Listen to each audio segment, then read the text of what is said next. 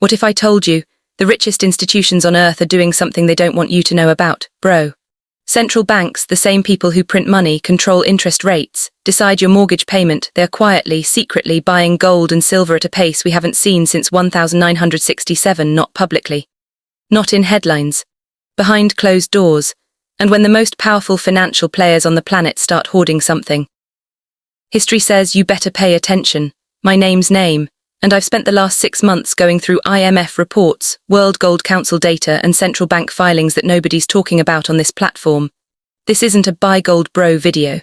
This is about understanding a massive wealth transfer that's already happening and whether you're on the right side of it. Stay with me for 8 minutes. This could literally change how you think about money forever. In 2022, central banks bought 1,136 tons of gold, the highest in 55 years. 2023, 1,037 tons. Still insane. 2024 and going into 2026. The pace is ACCLEITING. China's central bank, the PBOC, added gold to its reserves for 18 consecutive months. Poland, India, Turkey, Singapore, they're all doing it. Now here's the question nobody's asking on CNBC. Why would institutions that print money need to buy gold? Think about that for a second. Okay, so here's where it gets wild. The US dollar has been the world's reserve currency since 1944. Basically every country uses dollars to trade oil, food, weapons, everything. But something shifted after 2022 when the US froze Russia's dollar reserves, $300 billion. Overnight, every country on earth watched that and thought, wait, our dollars aren't safe either. That was the moment. That was the crack in the system. Now BRICS nations, Brazil, Russia, India, China, South Africa, they're building alternative trade systems that bypass the dollar entirely. And gold. Gold is the only asset that no government controls, can't be frozen or sanctioned, has been money for 5,000 years. Silver. Silver is gold's little brother, but it's also an industrial metal used in solar panels, EV batteries, semiconductors, the exact industries exploding in 2026, so you've got central banks buying gold to escape dollar risk and silver demand going parabolic because of the green energy revolution. This isn't conspiracy. This is basic macroeconomics. Gold in January 2020, $1,500.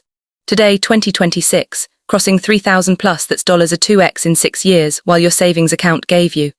In 2020, $14 Oz. Silver analysts 2026 targets, $50.80/Oz range. JP Morgan, yes, the biggest US bank, in their own internal research called silver the most undervalued commodity on the planet.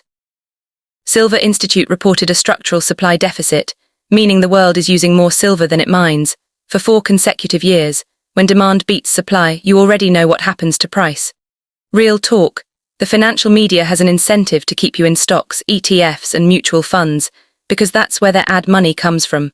Nobody runs a Super Bowl commercial saying buy silver coins. But Warren Buffett's partner Charlie Munger, before he passed, said, all the governments will try to solve their debt problems by printing money, and gold has historically been a protection against that.